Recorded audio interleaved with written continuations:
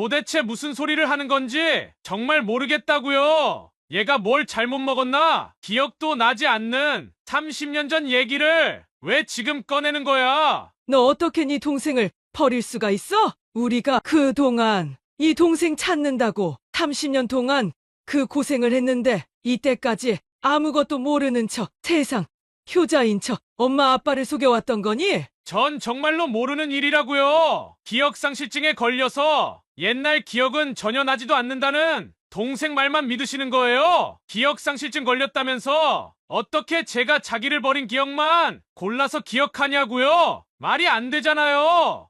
형님, 30년 만에 형님 얼굴 보자마자 형님이 절 버렸던 그날의 기억들이 다 돌아왔다고요. 아빠가 저만 좋아한다면서 부모님 안 계실 때마다 몰래 절 괴롭혔잖아요. 아니, 승진아, 너 진짜 그게 사실이야? 내가 너한테 좀 엄하게 했다고. 어떻게 동생을 버릴 수가 있어? 어떻게 사람이 그런 짓을 할 수가 있냐고.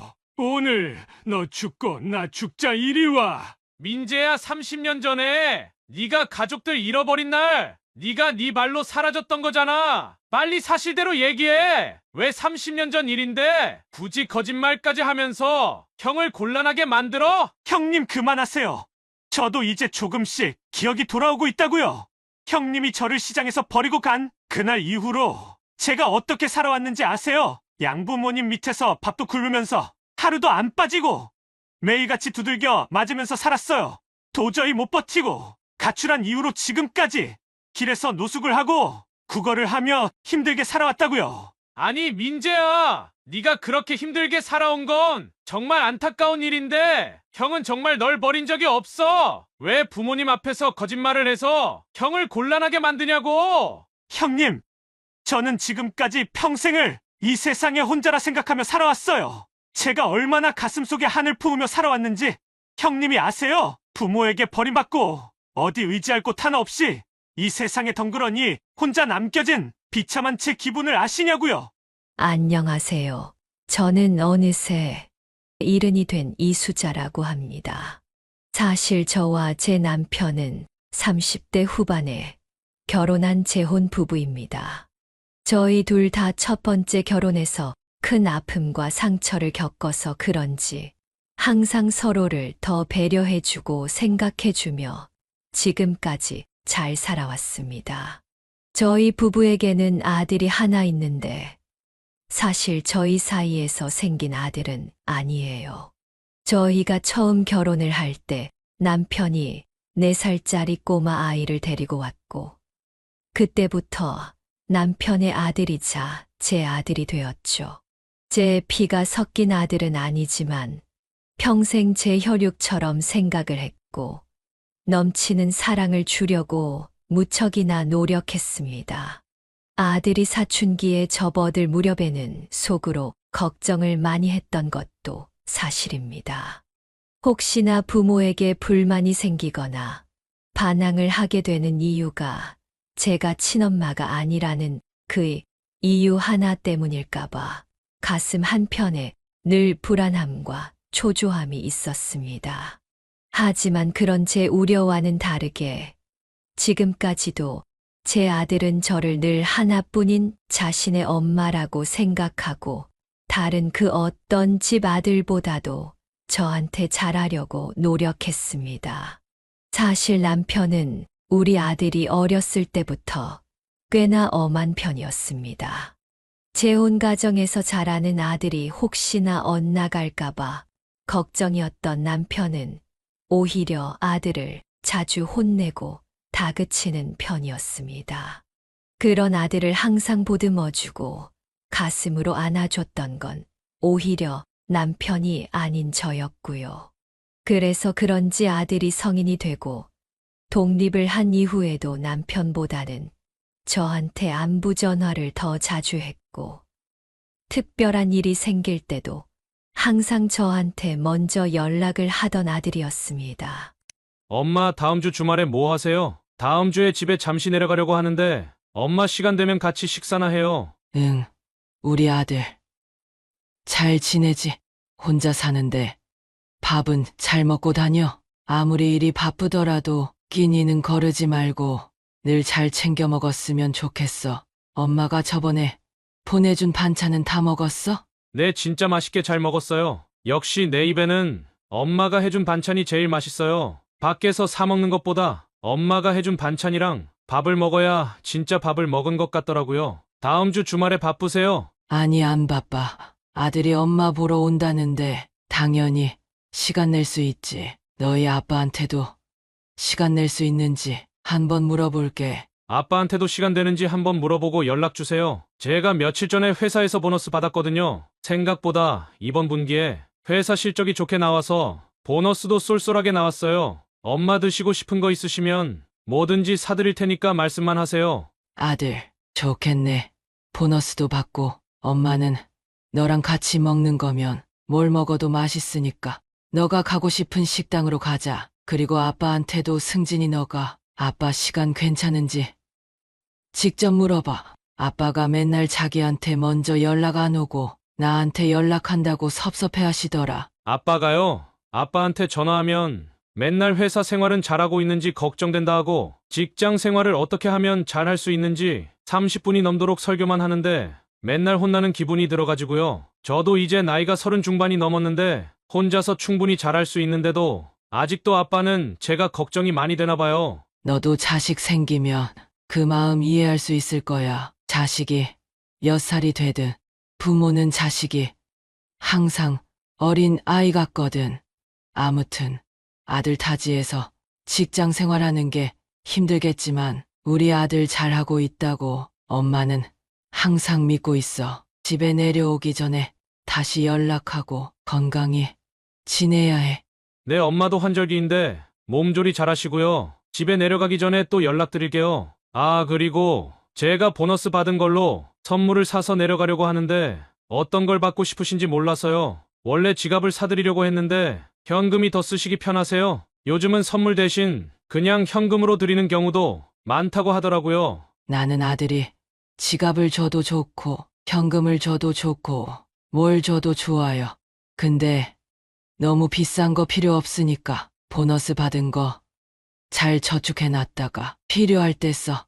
그래도 보너스 받았는데 엄마한테는 선물 하나 해드리고 싶어서요. 그럼 어떻게 할지 생각해보고 다음 주에 집에 내려가면 그때 전해드릴게요. 알겠어.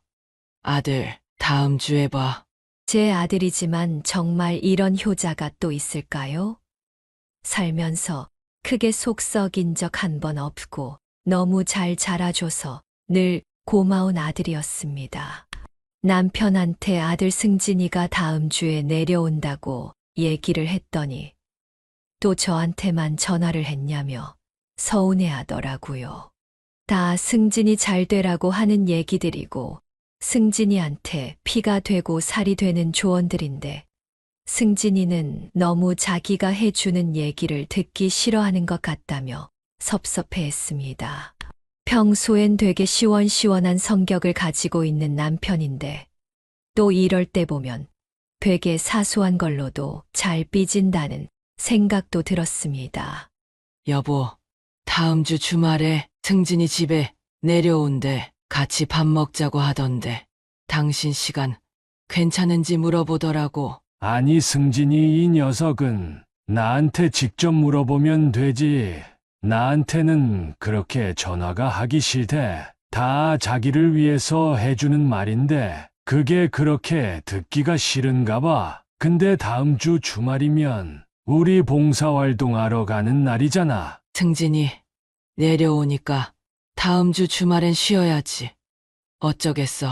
아니면 다음 주 주말에 쉬는 대신 평일에 봉사활동하러 가도 되니까 너무 걱정하지 마.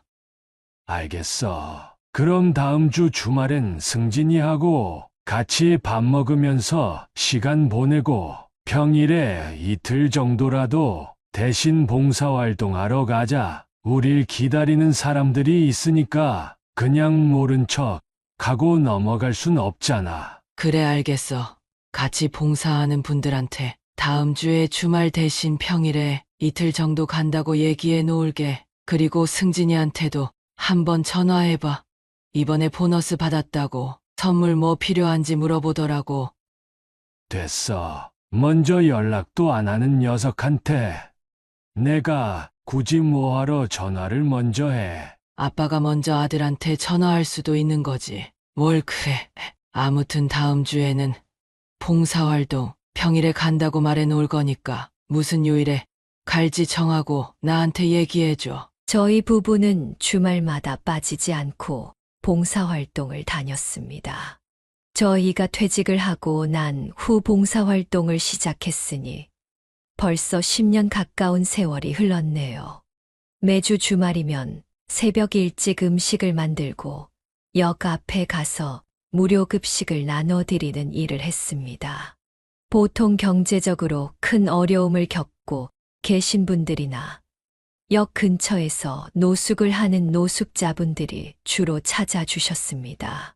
저희 부부는 만으로 60이 되던 해에 퇴직을 했었습니다.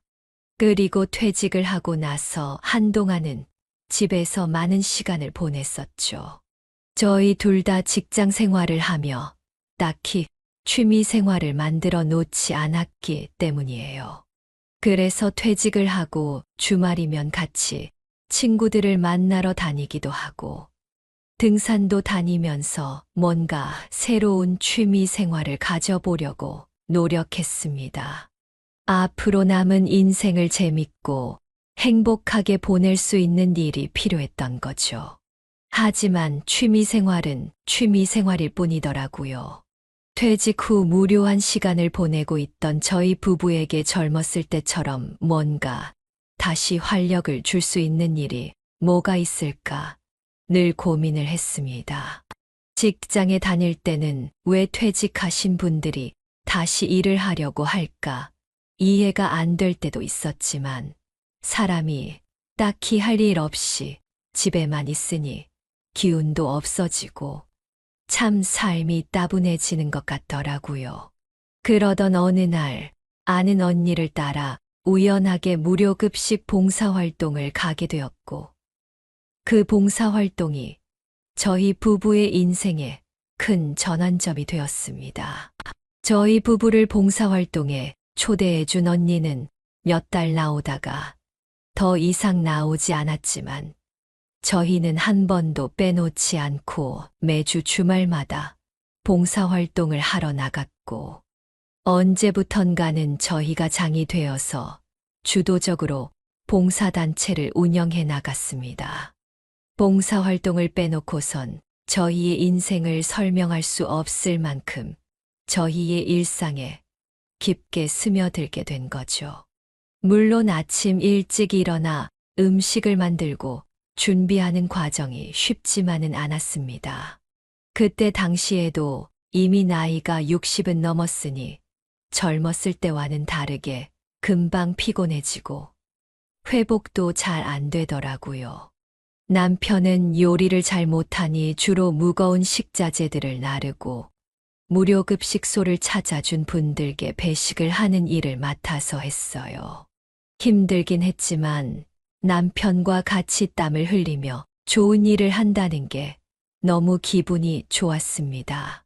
처음 봉사활동을 시작할 때만 해도 힘들고 어려운 분들한테 저희가 베풀고 있다는 마음가짐이었는데 시간이 지나 보니 오히려 저희가 얻는 게 더 많다는 것도 깨닫게 되었습니다.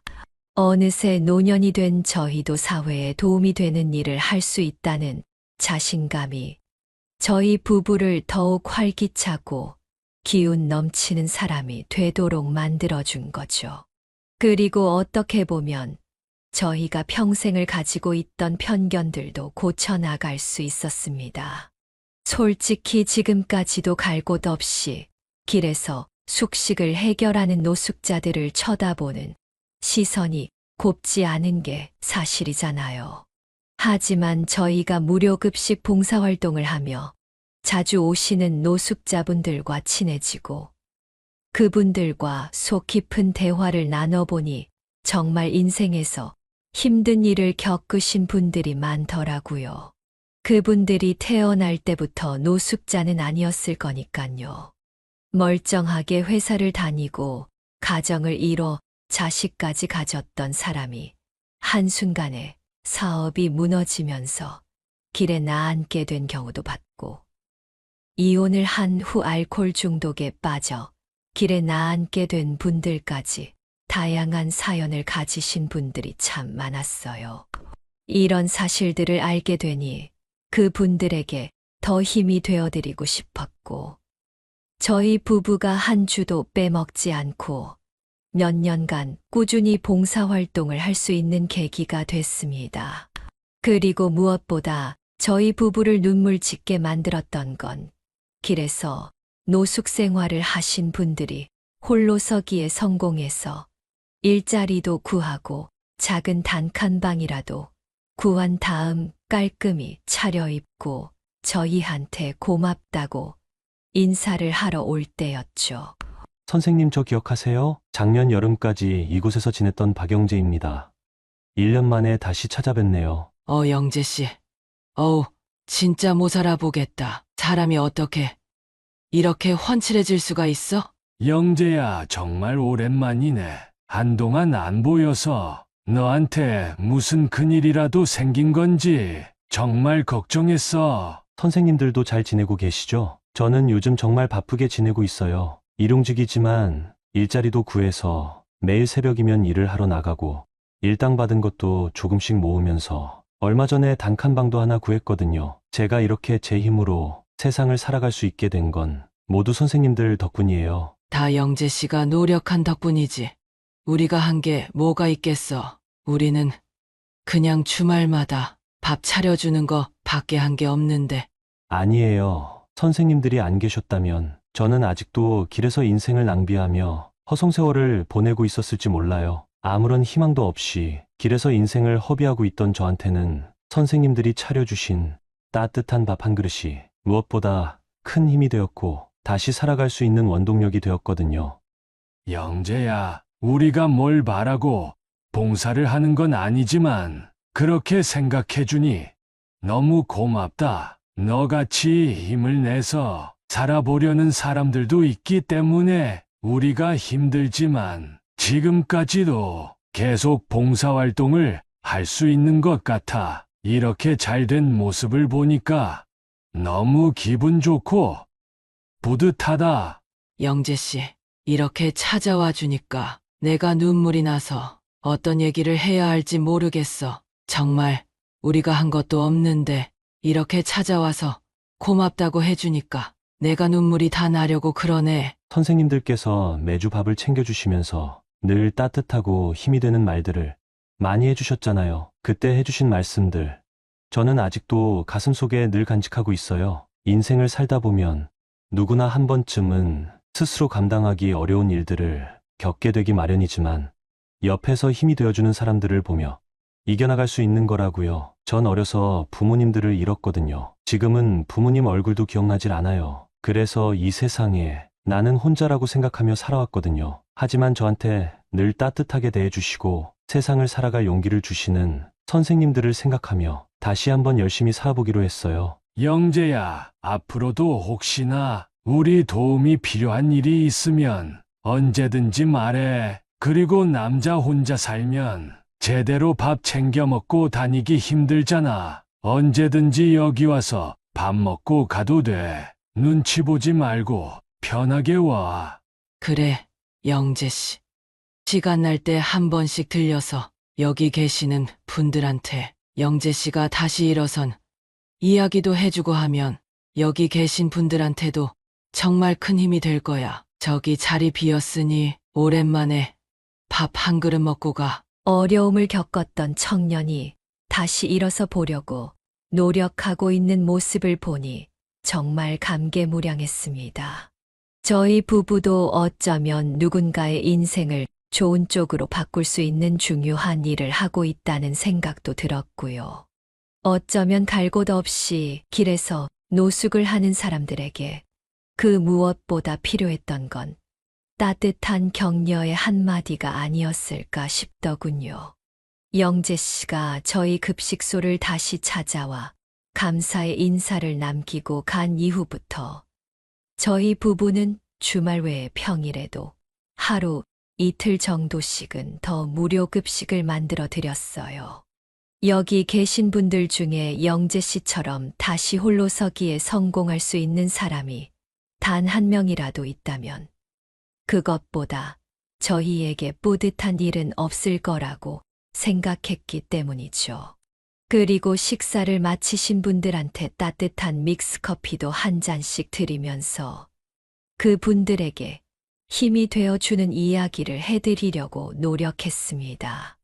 어떤 어려움을 겪어서 여기에 오시게 됐는지와 영재 씨의 이야기를 들려주며 여러분들도 다시 떳떳하게 세상을 살아갈 수 있다는 용기를 드리려고 했죠. 물론 이런 이야기를 하면 듣기 싫어하시는 분들도 있었지만 귀 기울여 저희가 해주는 말을 가슴에 담아가는 분들이 있어서 포기하지 않았어요. 그렇게 몇 달이 지나 다시 추운 겨울이 다가왔습니다. 길에서 사시는 분들한테는 겨울이 가장 견디기 어려운 계절입니다. 꽁꽁 얼어붙어 한기마저 나오는 길바닥에서 따뜻한 외투도 없이 겨울을 버티는 건 보통 일이 아니거든요. 입김마저 얼어붙을 것만 같은 몸씨 추웠단 날이에요.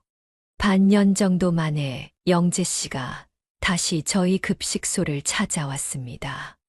양손 가득 따뜻한 캔커피들을 사들고 말이에요.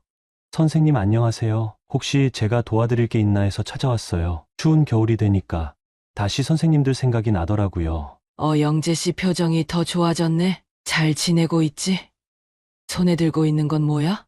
아, 이거 캔커피예요. 여기 찾아오시는 분들한테 따뜻한 커피라도 한 잔 드리고 싶어서요. 세상에 영재 씨 같은 사람들만 있었으면 참 살기 좋은 세상일 텐데 말이야. 여보, 이리 와봐요.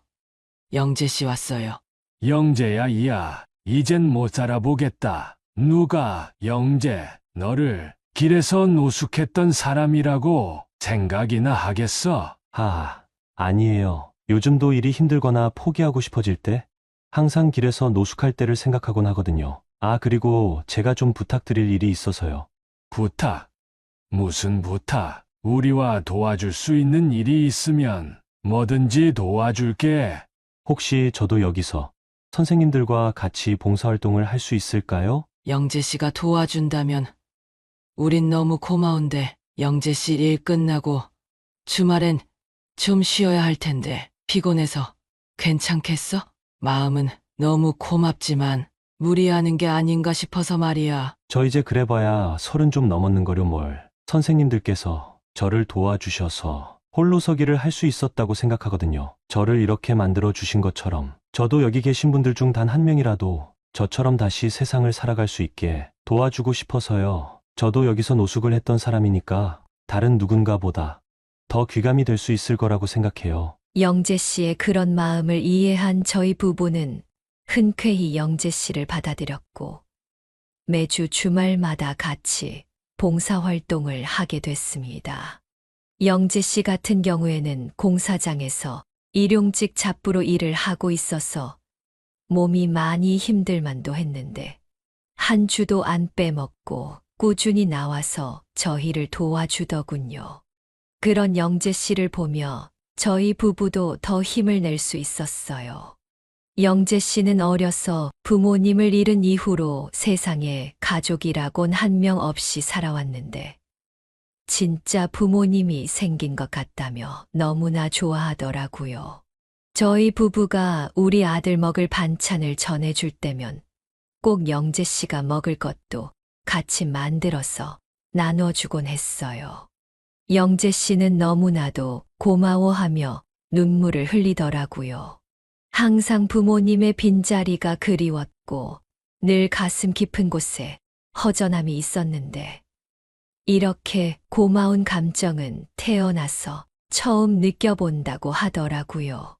같이 봉사활동을 할 때도 영재 씨는 참 열심이었어요.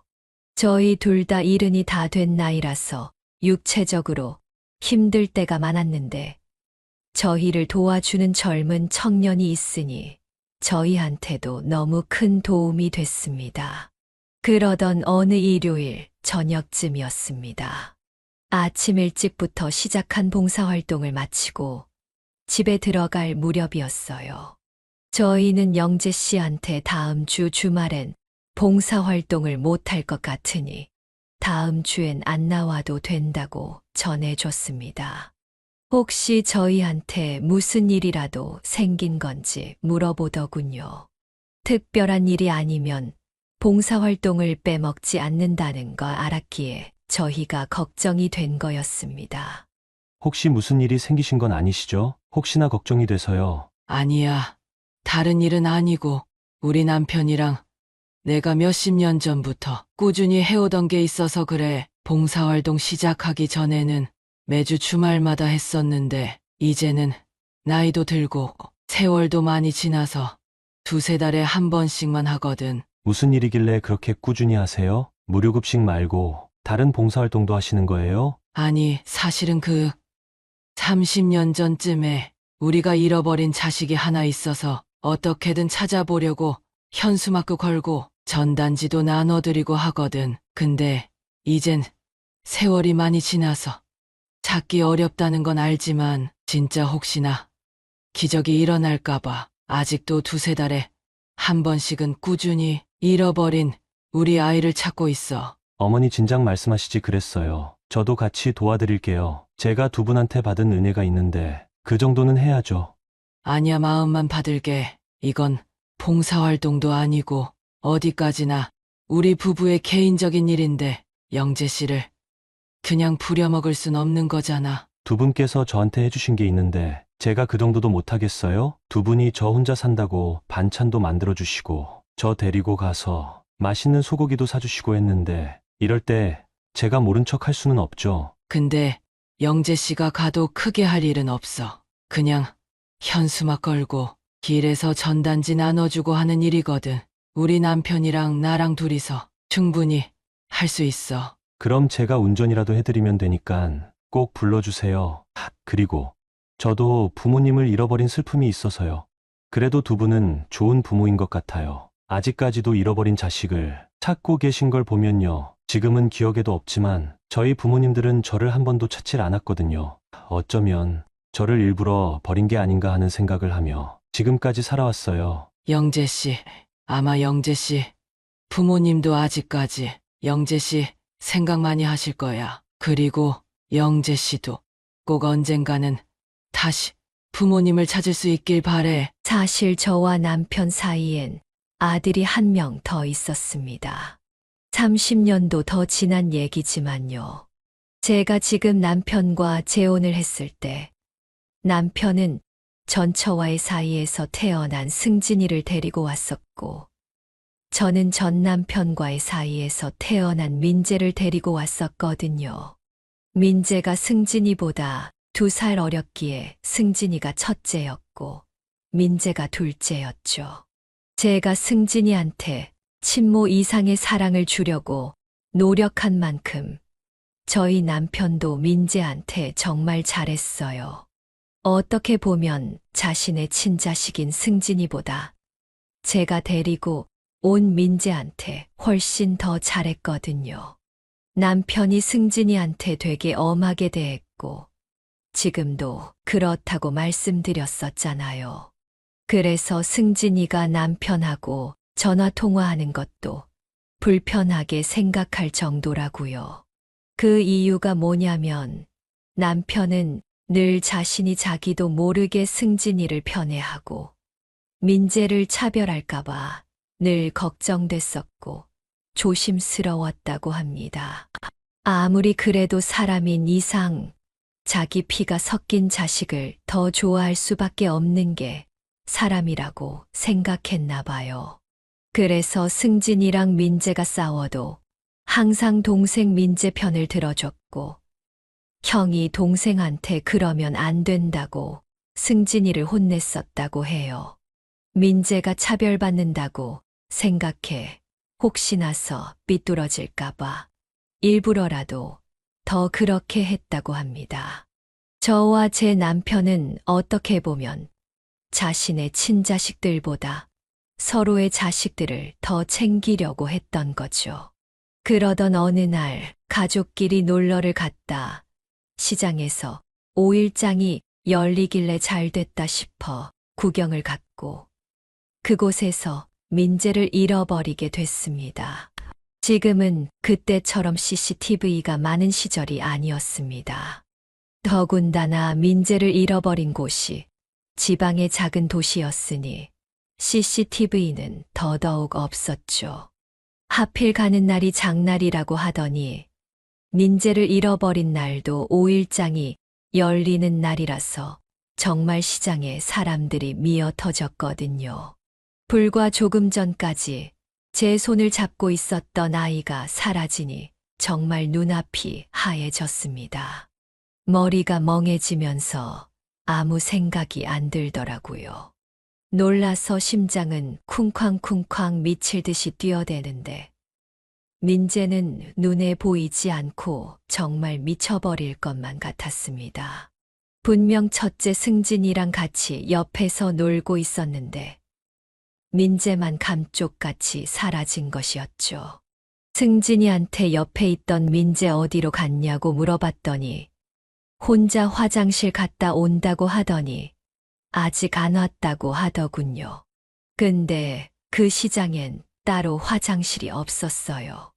별도로 공용 화장실을 만들어 놓지 않았고 가게들마다 따로 화장실을 만들어 놓았는데 도대체 어느 가게 안으로 들어간 건지 찾을 수가 없었습니다. 저희 남편이 그 자리에서 승진이한테 불같이 화를 내더군요. 형이 돼가지고 동생이 화장실 간다고 하면 같이 따라가 줘야지. 어떻게 동생을 혼자 보낼 수 있냐면서 승진이 얼굴이 눈물 범벅이 될 때까지 승진이한테 불같이 화를 냈습니다. 하지만 그런다 한들 사라진 민재가 돌아오는 건 아니었죠. 저희는 그날 결국 민재를 찾지 못했고 30년이 지난 지금까지도 민재를 찾지 못했습니다. 그 어린 첫째 승진이가 무슨 잘못이 있겠어요. 부모로서 아이 간수를 잘하지 못한 제 잘못이고 저는 그날부터 지금까지 평생 자식을 잃어버린 죄인으로 살아왔습니다. 저희 남편은 민재가 자기 친자식이 아니지만 저보다 더 민재 찾는 일에 열심이었습니다.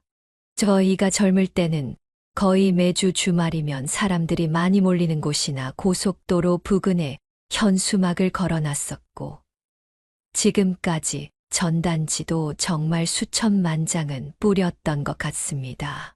그래서 저희 부부는 어떻게 보면 마땅한 취미 생활을 가질 여유도 없었던 것이죠. 하지만 지금은 제 나이가 어느새 70이 되었고 이제는 잃어버린 제 아들 민재가 이 세상 어디선가 잘 살고 있으리라 생각하며 조금씩 가슴속에 묻어두고 있었습니다.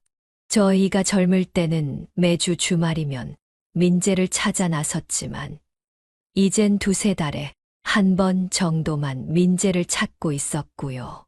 저도 사실 속으로는 알고 있었어요. 제가 가지고 있는 거라곤 민재의 어릴 때 사진뿐인데 지금은 30년도 훌쩍 지나 살아있다면 어느새 30대 중반이 됐을 민재를 어릴 때 사진만으로 찾기 어렵다는 걸요. 어떻게 보면 아직 미련을 못 버렸다 싶을 수도 있겠지만 부모 마음이라는 게 그래도 완전히 포기하는 건 너무 어렵더라고요. 그렇게 다음 주 주말이 됐고 30년 전 민재를 잃어버렸던 시장 근처에 다시 왔습니다. 30년 전에는 5일장도 자주 열리고 정말 큰 시장이었는데 지금은 인근 마트로 사람이 다 빠져나가서 주말이 돼도 사람이 횡하더라고요. 참 세월이 무상하더군요. 남편 차에 실어놓은 전단지 묶음과 현수막을 꺼내 걸려고 하는데 순간 영재 씨 표정이 너무 안 좋더라고요. 어릴 때 자신을 버린 부모 생각이 나서 심적으로 너무 괴로워하는구나 싶어서 괜찮냐며 위로의 한마디를 건네려고 했습니다. 영재 씨 어디 몸이 좀 안 좋아? 지금 표정이 너무 안 좋아 보이는데 우리 오늘은 그냥 쉬고 다음에 남편이랑 둘이서 해도 괜찮으니까 오늘은 이만 돌아갈까? 어머니, 영재 씨 왜 그래? 많이 안 좋아? 영재야 지금 얼굴이 파랗게 질렸는데 일단 병원부터 가자. 뭔가 몸이 심상치 않아 보여. 날도 추운데 이러지 말고 얼른 차에 타 근처에 있는 병원부터 가보자. 아버지, 영재야 왜 그래? 몸이 어떻게 안 좋은데 119 불러줄까? 많이 안 좋아. 저 현수막 속에 있는 꼬마 아이. 저예요, 저 꼬마 아이가 바로 저 영재라고요. 뭐라고? 우리 민재가 영재 너라고? 아니 잠시만 얼굴이 닮은 것 같기도 한데 근데 우리 아이 이름은 민재거든. 정말 사진 속에 있는 우리 민재가 영재 너 맞아? 확실한 거니? 제가 어렸을 때 부모님한테 버림받고 양부모님 집에 들어갔었거든요. 제가 너무 어릴 때이기도 하고 부모님을 잃어버렸을 때 너무 큰 충격을 받아서 기억상실증에 걸렸어요. 사람이 너무 충격적인 일을 당하고 스스로 그걸 이겨내지 못할 것 같으면 뇌가 일부러 그런 충격적인 기억들을 지워버린다고 하더라고요. 지금은 시간이 많이 지나서 드문드문 제 어릴 때 기억이 돌아오긴 했는데 여전히 대부분은 기억이 안 나요. 양부모님 집에 들어간 이후로는 기억이 생생한데 정말 매일같이 양부모님들께 얻어맞으면서 자랐어요. 제가 잘 되라고 하는 훈육이 아니라 그냥 기분 안 좋은 일 있으면 저를 분풀이용으로 썼거든요. 밥도 굶는 날이 많았어요. 결국 저는 양부모님 집에서 뛰쳐나와 가출을 했었고 학교도 제대로 못 다닌 채 쭉 노숙을 하며 길거리를 전전했었고요. 더욱 가슴 아픈 건 지금까지 저는 제 친부모님들도 그렇고 양부모님들도 그렇고 단 한 번도 저를 찾지 않았다고 생각하며 살아왔거든요. 영재는 그동안 있었던 일을 떨리는 목소리로 저희에게 들려줬습니다.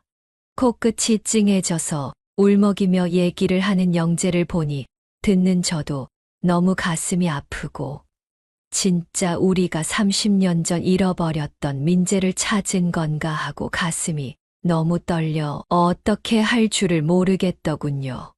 저는 조용히 영재한테 진짜 우리가 잃어버린 민재가 맞는지 몇 가지 질문을 했습니다.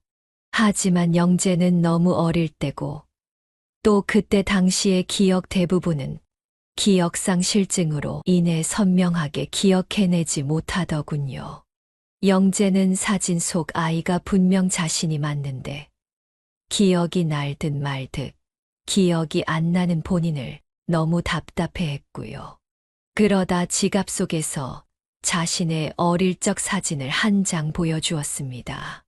어머니, 이건 제가 양부모님 집에 들어간 지 얼마 안 돼서 찍은 사진이에요. 제게 남아있는 어릴 때 사진이라곤 이거 한 장밖에 없거든요. 저 진짜 어머니 아버지가 30년 전에 잃어버렸던 그 아이 맞아요. 저는 지금까지 제 이름도 제대로 모르고 살았네요. 양부모님께서 저를 영재라고 불러주셔서 이때까지 쭉 제 이름이 영재인 줄 알고 지내왔어요. 성도 양아버지 성을 따라 박씨라고 알고 지냈거든요. 민재야, 정말 우리 민재 맞구나. 엄마가 정말 미안해. 엄마가 그때 널 놓쳤으면 안 됐는데 엄마는 너를 아들이라고 부를 자격도 없는 사람이야. 민재야, 이리 와 보렴. 엄마가 한번 안아보자. 영재가 보여준 어릴 적 사진을 보자마자 틀림없이 제가 잃어버린 민재가 맞다는 걸 직감했습니다.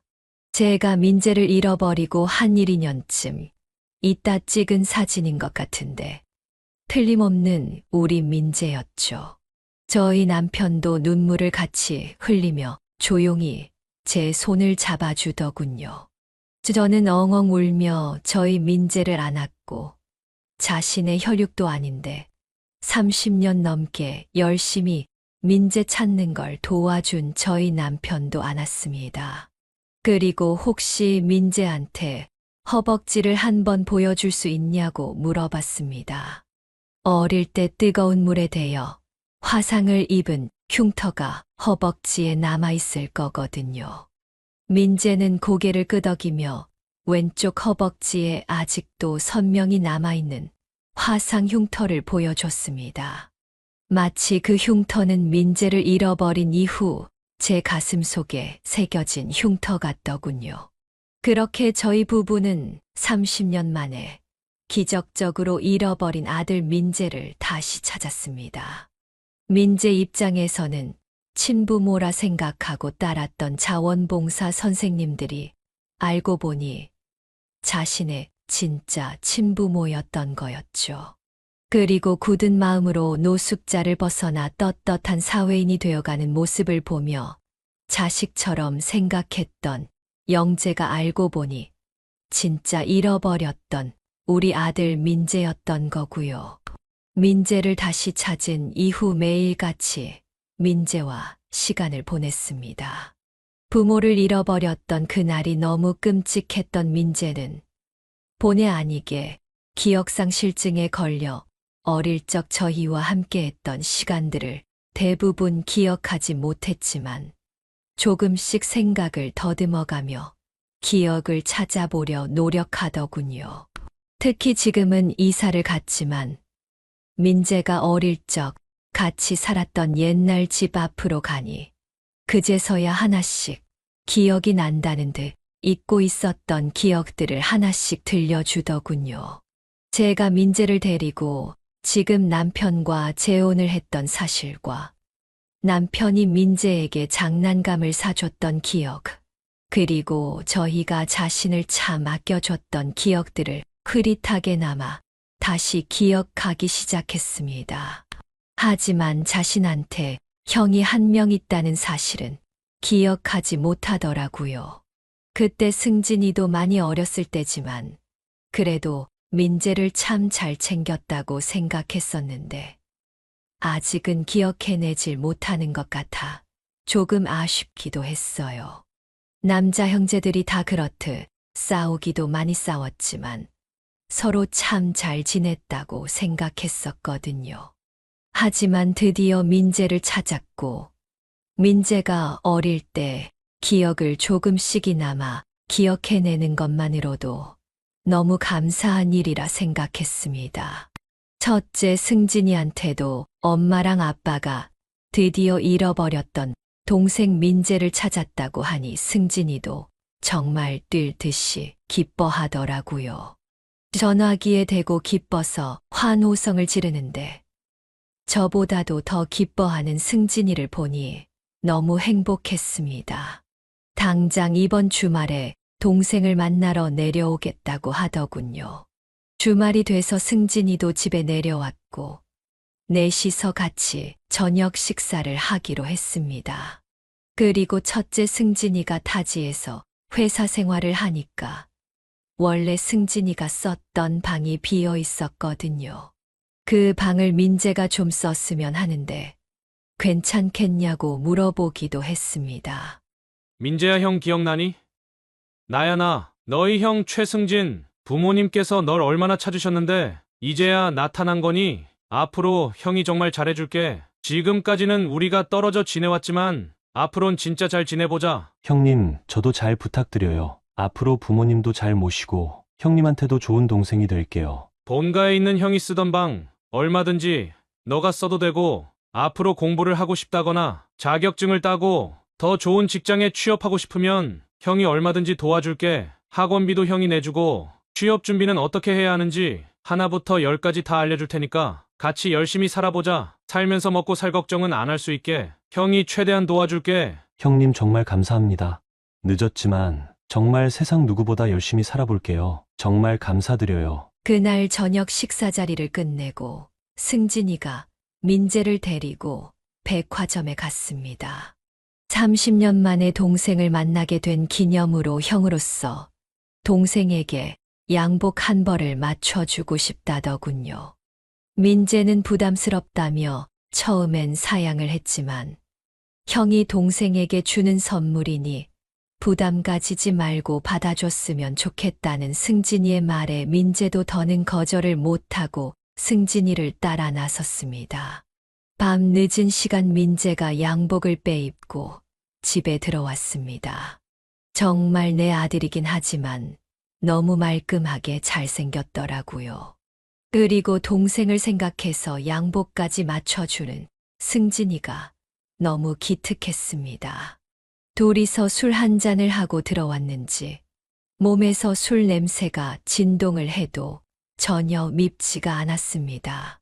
형제지간에 정말 오랜 세월이 흐르고 드디어 만나서 둘이서 술도 한잔하는 모습을 보니 정말 죽어도 여한이 없을 것 같다는 생각이 들 정도로 세상 부러울 게 없더군요.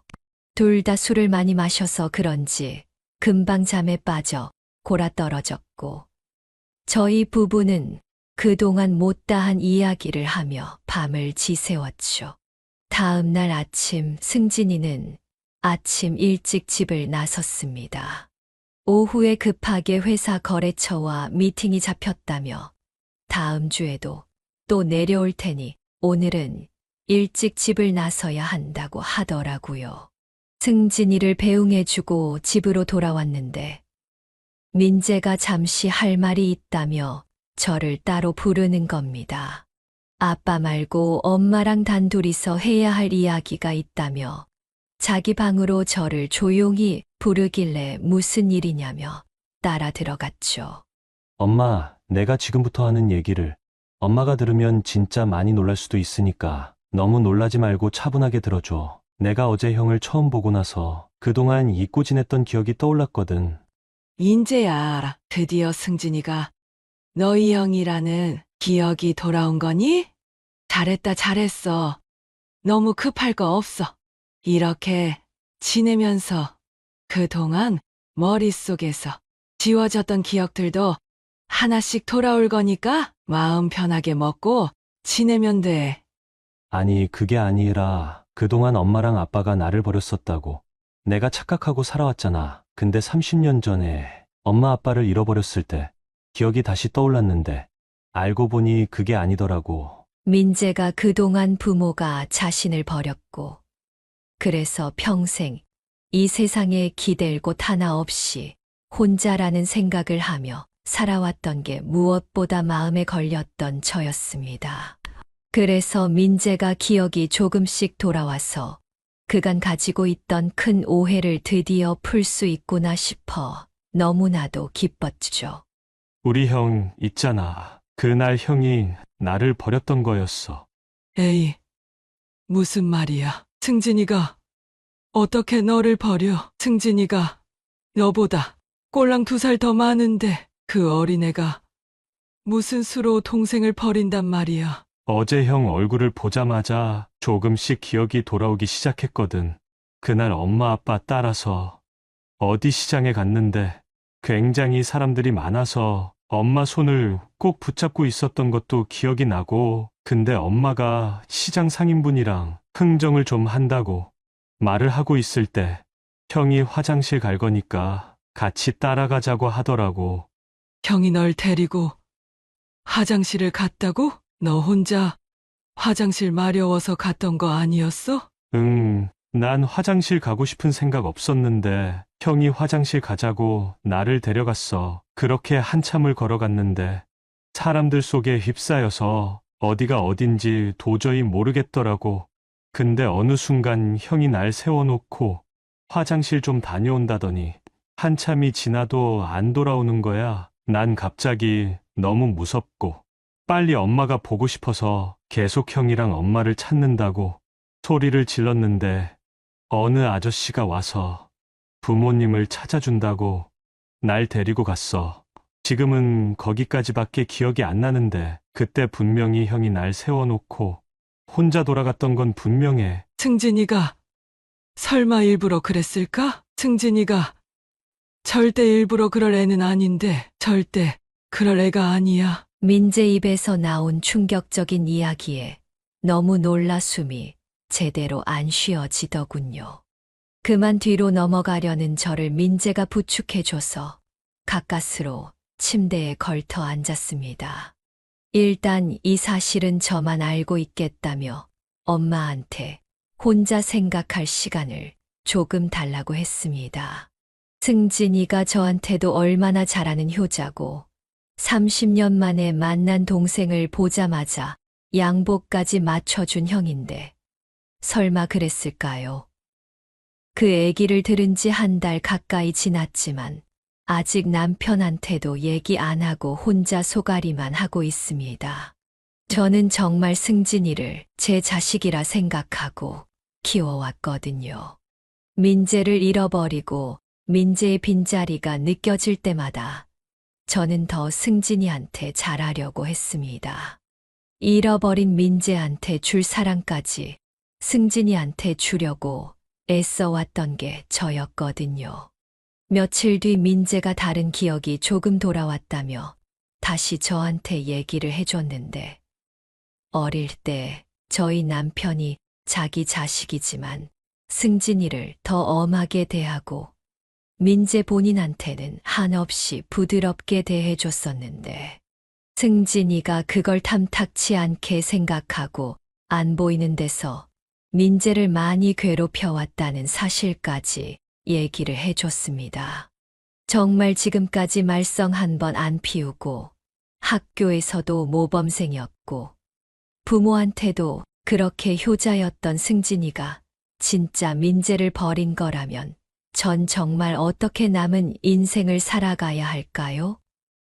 가장 큰 배신을 내가 누구보다 많은 사랑을 줬던 승진이한테 당할 줄이야. 정말 상상도 못했던 일입니다. 한편으로는 민재의 기억이 잘못됐을 수도 있겠다는 생각을 하기도 합니다. 요즘 저는 30년 만에야 드디어 가족들이 다 모이게 됐는데 제가 어떤 행동을 취해야 하나 너무 큰 고민에 빠져 있습니다. 민재 말대로 첫째 승진이가 둘째 민재를 질투해서 민재를 버린 거라고 생각해야 하나요? 아니면 오래전 일을 둘째 민재가 잘못 기억하고 있는 거라고 생각해야 할까요? 그것도 아니면 그냥 모든 걸 가슴속에 묻어두고 진실이야 어떻게 됐든 앞으로 우리 가족 4명이 더 행복하게 지낼 방법만 찾으면 되는 걸까요? 제가 이렇게 사연을 제보하게 된 것도 제 질문에 답을 해주실 분들이 있을 것 같아서입니다. 이 유튜브 채널을 보니 많은 분들이 댓글로 자기 생각들을 적어주시더라고요. 인생의 다양한 굴곡과 사연들을 겪으신 경험 많은 분들의 다양한 생각이 궁금합니다. 댓글로 한 번씩 제가 어떻게 행동하는 게 맞는 건지 의견을 남겨주신다면 저한테 정말 큰 도움이 될 것 같습니다. 그리고 저희 가족이 이 위기를 잘 극복할 수 있게 제 사연에 구독과 좋아요도 한 번씩 눌러주시면 정말 감사하겠습니다. 얼마나 많은 분들이 제게 위로를 해주고 힘을 실어주시는지 직접 확인을 해보고 싶어서요. 모두 제가 부디 현명하게 우리 가정에 닥친 위기를 잘 극복할 수 있도록 기도 한 번씩 해주시길 바라며 제 사연은 여기서 마치겠습니다. 감사합니다.